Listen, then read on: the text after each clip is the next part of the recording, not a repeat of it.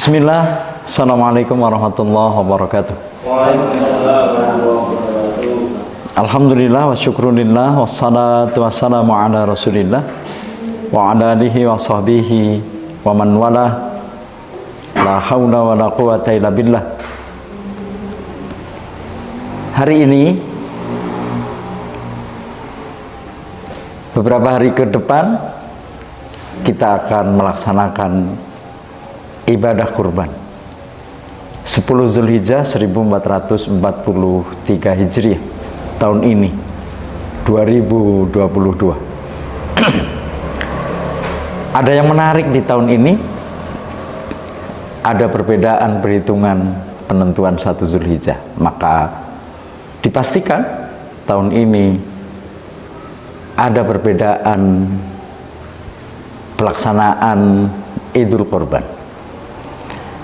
Ada yang berpedoman kepada bahwa 1 Zulhijjah jatuh pada hari Kamis, atau tepatnya tanggal berapa kemarin? Ya, dan yang satunya 1 Zulhijjah tahun ini jatuh pada hari Jumat. Dua metode penentuan awal bulan Hijriah ini kita sikapi dengan tetap saling menghormati, dengan penuh kedewasaan. Toh semua ada dasar yang bisa dipedomani untuk menentukannya. Justru mari kita saling menghargai dengan saling memfasilitasi. Mungkin ada di lingkungan kita yang berbeda dengan kita, maka tidak kemudian kita bersikap mengucilkan atau acuh tak acuh. Hargai perbedaan ini, karena ini berkaitan dengan keyakinan masing-masing. Baik, keutamaan ibadah di bulan Zulhijjah yang utama adalah ibadah kurban, sebagaimana yang diperintahkan dalam surah Al-Kautsar. A'udzubillahi minasyaitonirrajim. Inna a'tainakal kautsar fasholli lirabbika wanhar inna syani'aka huwal abtar. Sungguh kami Allah telah berikan kenikmatan yang begitu banyak untuk kalian semua, kita. Fasholli lirabbika wanhar, untuk mewujudkan rasa syukur dan terima kasih kita kepada Allah, maka Allah memerintahkan, dirikanlah, tegakkanlah, sempurnakanlah salat. Fasholli lirabbika, untuk siapa? Hanya untuk Rabb, hanya untuk Tuhan, hanya karena Allah, hanya untuk mendapatkan keridhaan Allah. Lalu Allah perintahkan untuk kita wanhar, berkurbanlah untuk mendekatkan diri kepada Allah. Inna syani'aka huwal abtar, sungguh orang-orang yang membenci atau tidak menyukai dengan apa yang diamanahkan oleh Allah dan diperintahkan melalui Rasulnya Muhammad sallallahu alaihi wasallam, huwal abtar, dialah orang-orang yang akan terputus rahmatnya dari Allah. Tentu kita tidak ingin termasuk kelompok atau golongan orang-orang yang terputus rahmatnya dari Allah. Maka mari kita upayakan bersama. Bulan Zulhijjah salah satu dari 4 bulan yang dimuliakan, salah satu dari arba'atun hurum. Di dalamnya, di bulan itu, Allah lipat gandakan pahala-pahala dari segala amalan yang kita laksanakan. Namun harus kita ingat, ada amalan sunnah yang bersifat muqayyad, terikat karena satu perintah terikat karena ruang dan waktu. Satu contoh ibadah kurban tadi. Ini hanya diperintahkan pada saat bulan Zulhijjah saja. Artinya ibadah kurban kita laksanakan 1 tahun sekali dalam rangka upaya kita mensyukuri dan mendekatkan diri kepada Allah, hanya meraih keridhaan Allah. Bukanlah daging, darah, ataupun bentuk hewan yang kita kurbankan itu akan sampai kepada Allah. Allah tegaskan dalam surah Al-Hajj ayat ke-37, tetapi sungguh hanya ketakwaan dan kepatuhan kita karena ingin mendekatkan diri kepada Allah dan meraih keridhaannya yang akan sampai kepada Allah. Bahkan ada ulama yang mempedomani perintah ini sebagai sebuah perintah wajib. Wanhar, maka ada yang menghukuminya wajib bagi yang mampu. Namun kemampuan itu bagi kita harus kita upayakan kembali sebagai bukti dari upaya kita mendekatkan diri dan meraih keridhaan Allah. Maka semoga dengan segala apa yang kita miliki memungkinkan kita untuk mengupayakan melaksanakan perintah Allah untuk berkurban sebagai upaya nyata mendekatkan diri kepada Allah atas kepatuhan. Upayakan mengawalinya dengan niat yang baik, mengawalinya dengan berwudu sebelum memulai rangkaian ibadah kurban. Kenapa ini menjadi penting?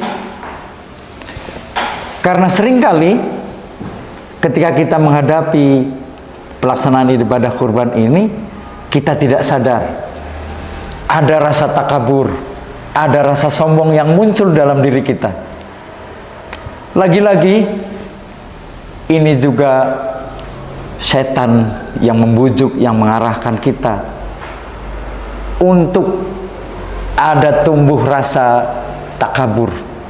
Satu contoh, hari ini sapinya kecil-kecil, saya bakal dengan mudah menumbangkan mereka, begitu ya. Sedikit saja ada perasaan ini, wah, itu namanya sudah takabur. Maka baik mengawali pelaksanaan ibadah kurban itu dengan berkumpul, kemudian ada pengarahan secukupnya, lalu doa bersama, memohon perlindungan kepada Allah, dijauhkan dari rasa takabur, dijauhkan dari rasa ujub, dijauhkan dari rasa saya paling hebat untuk bisa menangani hewan-hewan kurban ini. Sungguh setan juga sangat senang menanti orang yang sedikit saja ada rasa takabur.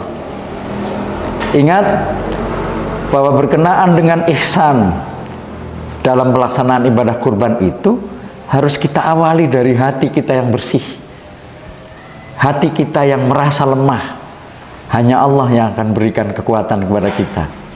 La haula wa la quwata illa billah. Maka awali bila mungkin dengan semua berwudu, kemudian setiap mengawalinya dengan memohon keberkahan dari Allah, membaca surah Al-Fatihah dan diawali dengan doa. Ingat, selalu mengedepankan doa Rabbana taqabbal minna, karena sungguh ibadah kurban kita semua berharap agar Allah menerimanya dengan keridhaan. Maka bagi kita yang mendapatkan amanah untuk melaksanakannya, baik juga untuk mengawali dengan kebersihan hati, mental yang tenang, tidak merasa paling hebat, tidak merasa sombong untuk mengalahkan binatang-binatang yang akan kita sembelih untuk dikorbankan. Seringkali kita tidak menyadari perasaan ini muncul. Padahal belum tentu. Sapi yang terlihat kecil justru dia akan lebih lincah dari sapi yang besar. Sapi yang besar setelah roboh dia akan berat untuk bangun lagi. Tetapi sapi yang kecil dia lincah untuk mudah berlari dan bangun lagi setelah jatuh. Maka ingat, selalu memohon kepada Allah diberikan perlindungan dari segala bentuk godaan setan, agar kita tidak merasa takabur, merasa paling hebat, merasa paling kuat dalam melaksanakan ibadah ini. Karena kita mengemban amanah dari para sahibul kurban untuk kita melaksanakannya dengan baik. Semoga dalam pelaksanaannya nanti kita bisa melaksanakan dengan sebaik-baiknya, dengan ihsan, sesuai dengan tuntunan dan sesuai dengan apa yang disunahkan oleh Rasulullah Muhammad SAW, dan pada akhirnya Allah menerima kurban kita sebagai kepatuhan untuk mendekatkan diri kepada Allah atas dasar ketakwaan. Saudara-saudara sekalian, ada pula ibadah yang disunahkan, berpuasa 1 hari pada tanggal 9 Zulhijjah. Kembali ada 2 perbedaan penentuan hari ini. Maka bagi yang meyakini hari Jumat sebagai tanggal 9 Zulhijjah, berpuasalah di tanggal itu. Dan juga bagi yang meyakini tanggal 10 Zulhijjah adalah hari Ahad, maka berpuasalah pada hari Sabtu. Sekali lagi, semoga perbedaan yang ada di depan kita ini tidak menimbulkan persoalan, tidak menimbulkan kegelisahan di tengah masyarakat. Kita wajib untuk saling menghormati, menghargai, dan bila mungkin saling memfasilitasi manakala ada yang ingin melaksanakannya di hari yang berbeda. Semoga Allah mudahkan segala upaya kita. Semoga Allah meridhoi segala amal ibadah kita di bulan ini. Kita niatkan semata-mata untuk meraih keridhaan Allah, karena sayang kalau kita biarkan Allah lipat gandakan pahala segala bentuk amalan selama bulan Zulhijjah ini. Terima kasih, semoga bermanfaat. Wal afu minkum. Assalamualaikum warahmatullahi wabarakatuh.